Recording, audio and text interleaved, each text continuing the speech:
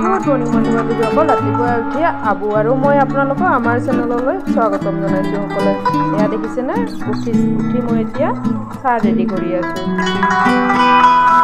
তাৰ মাজতে মই আকৌ ইপিনে আহিলোঁ বিচনাখন ভাল কৰিব। ৰাতিপুৱাৰ পৰা এইখিনি সময়তে মই ঘৰটোৰ ভিতৰত সোমাই থাকিব পাৰোঁ। তাৰপিছত ৰন্ধা বঢ়া কৰোঁতে এইখিনি দৌৰি ফুৰোঁতে আৰু সময় নিমিলা হৈ যায়। সেইকাৰণে ভাবিলোঁ একেবাৰতে বিচনাখনো ভাল কৰি লওঁ। এতিয়া আৰু বিচনা ভাল কৰিবলৈ হ'লে বহুত সময় লগা হৈছে নহয়, ঠাণ্ডাৰ দিন আহি পালে। সেইকাৰণে ইখন সিখন জাগাতে ভালেখিনি সময় গুচি যায় বিচনাখন ভাল কৰোঁতে। উপায় নাই, কৰিব লাগিব। মাজতে আৰু মোৰ পাকঘৰলৈ দৌৰিও যাব লগা হয়, কাৰণ মই ইফালে চাহ বনাব লাগিব।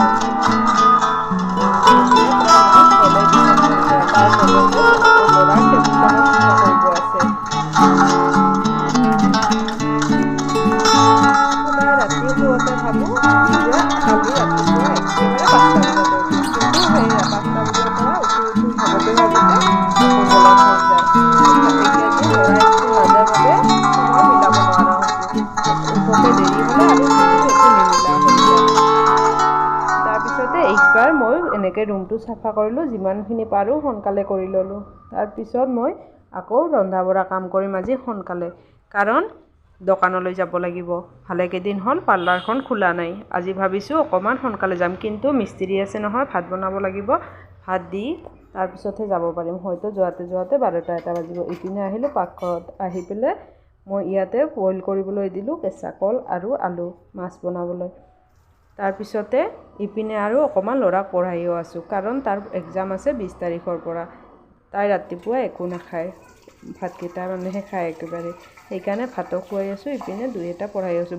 বহাই একেবাৰে পঢ়াবলৈ মোৰ সময় নোহোৱা হৈ গৈছে, কিন্তু ইপিনে নপঢ়িলেও নহয়।